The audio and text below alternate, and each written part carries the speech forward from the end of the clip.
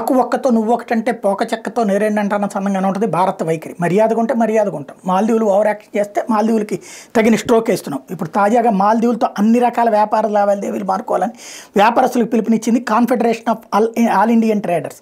మరొక వైపున ఏం చేస్తున్నాం? ప్రధానమంత్రి నరేంద్ర మోడీ ఇటీవల లక్షద్వీప్లో చేపట్టిన పర్యటన దేశీయ పర్యాటకుల్లో ఆ దీవుల సముదాయం మీద ఒక్కసారిగా ఆసక్తిని పెంచడంతో కేంద్రపాలిత ప్రాంత లక్షద్వీప్లో పర్యాటక రంగాన్ని ప్రోత్సహించే లక్ష్యంతో ప్రభుత్వం విమానాశ్రయాన్ని ఏర్పాటు చేయాలని తలపిస్తుంది. యుద్ధ విమానాలతో పాటు వాణిజ్య విమాన సర్వీసును కూడా నడిపేందుకు వీలైన విమానాశ్రయాన్ని లక్షద్వీప్లోని మినికాయ్ దీవులో నిర్మిస్తే బాగుంటుందని ప్రిపేర్ అయింది. ఇప్పటివరకు మినికాయ్ దీవులో విమానాశ్రయాన్ని ఏర్పాటు చేయాలని రక్షణ శాఖ ప్రతిపాదన మాత్రమే ఉంది.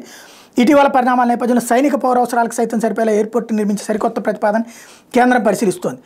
మరోవైపున అరేబియా సముద్రం, హిందూ మహాసముద్రాన్ని బేస్గా పెరుగుతున్న పైరసీ, సంఘ వ్యతిరేక కార్యకలాపాలకు చెక్ పెట్టేందుకు కూడా వ్యూహాత్మకంగా చాలా కీలకమైనదిగా ఇక్కడ ఎయిర్పోర్ట్ని మారేందుకు అవకాశాలు ఉన్నాయని ప్రభుత్వ వర్గాలు చెప్తున్నాయి. మరోవైపున 2 తాజ్ బ్రాండ్ హోటల్స్ పెట్టడానికి అక్కడ సిద్ధపడుతున్నది టాటా గ్రూప్.